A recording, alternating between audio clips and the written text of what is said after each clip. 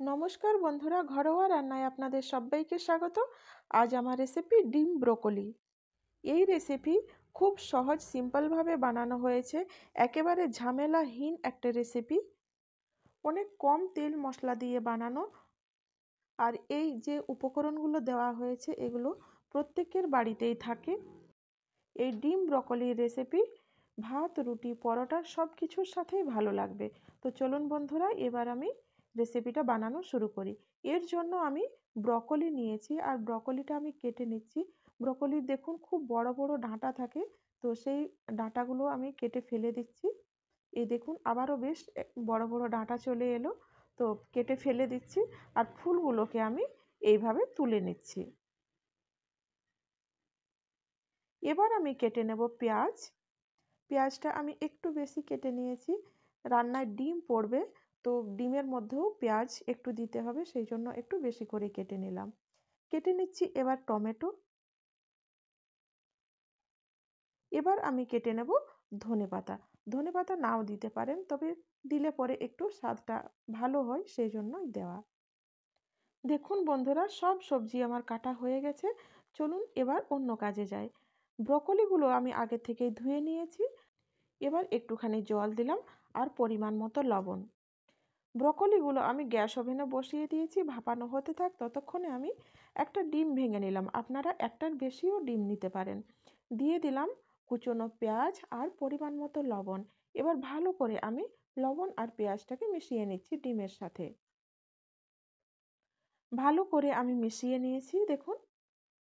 ততক্ষণে দেখুন ব্রকলিটা আমার ভাপানো হয়ে গেছে। সেদ্ধ করে নেবেন না, আবারও বলছি ভাপিয়ে নেবেন। সেদ্ধ হয়ে গেলে রান্না করার সময় একেবারে গলে যাবে। একটা প্যানে আমি তেল দিয়ে দিয়েছি। এবার যে ডিম গুলে রেখেছিলাম সেটা আমি দিয়ে দিলাম।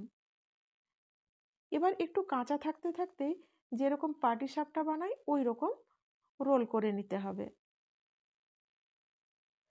রোল করে নিয়েছি, এবার মাঝখান দিয়ে টুকরো টুকরো করে আমি কেটে নেব। আপনারা চাইলে এর থেকে ছোট ছোটও টুকরো করে নিতে পারেন। আমি মিডিয়াম সাইজের করে নিয়েছি দেখুন। অনেকটা ছোটও না, আবার অনেকটা বড়ও না। এবার আমি কড়াইয়ে সাদা তেল দিলাম। সর্ষের তেলেও এই রান্নাটা করতে পারেন, আমি সব সময় সাদা তেলেই রান্না করি। দিয়ে দিলাম কুচনো পেঁয়াজ।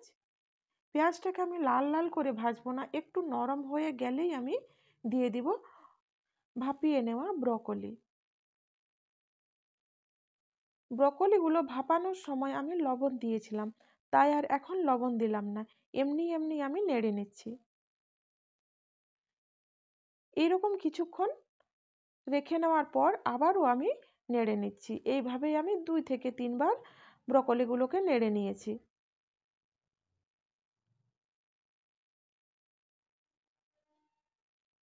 দিয়ে দেব টমেটো। টমেটোগুলোকে আমি মিশিয়ে নিচ্ছি। ভালোভাবে মিশিয়ে নেওয়ার পর আমি ঢাকা দিয়ে দেব, যাতে টমেটোটা ভালো করে খুব তাড়াতাড়ি গলে যায়।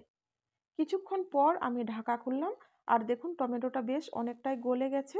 এখন আমি দিয়ে দেব সামান্য কিছু মশলা। দিলাম হলুদ গুঁড়ো, দিচ্ছি ধনের গুঁড়ো, এবার দিচ্ছি জিরের গুঁড়ো। শুকনো লঙ্কার গুঁড়ো দিলাম না, আপনারা চাইলে দিতে পারেন। আমি কাঁচা লঙ্কা দুটো দিয়ে দিলাম। ঝালটা যেরকম খান আপনারা সেই রকম দেবেন। মশলাগুলো আমি সবজির সাথে মিশিয়ে নিলাম। এখন যে ডিমটা আমি অমলেট করে কেটে রেখেছিলাম সেটা দিয়ে দিলাম, আর দিচ্ছি ধনেপাতা। এবার আমি সবজির সাথে ডিমগুলো মিশিয়ে দেব। এই রেসিপি ভালো লাগলে অবশ্যই একটা লাইক আর একটা সাবস্ক্রাইব করে দেবেন। আপনারা চাইলে একটু জলও দিতে পারেন। আমি 2 চামচ মতো জল দিয়েছি, আর এই রান্নাটায় আমি আর কোনো জল ব্যবহার করিনি, শুধুমাত্র 2 চামচ জল দিয়েছি। যেহেতু টমেটো দেওয়ার পরে আমি লবণ দিইনি, এখন অল্প করে একটু লবণ ছড়িয়ে দিলাম। দিয়ে আবারও আমি মিশিয়ে নিচ্ছি লবণটাকে। দেখুন বন্ধুরা, ডিম ব্রকলির রেসিপি আমার রেডি হয়ে গেছে। এই রেসিপি ভাত, রুটি, পরোটা সব কিছুর সাথেই ভালো লাগবে খেতে। চলুন আপনাদের সার্ভ করে দেখাচ্ছি। এই দেখুন কতটা সুন্দর হয়েছে, দেখতে যেমন সুন্দর হয়েছে খেতেও অসাধারণ হয় এই রেসিপি। অবশ্যই আপনারা ট্রাই করবেন।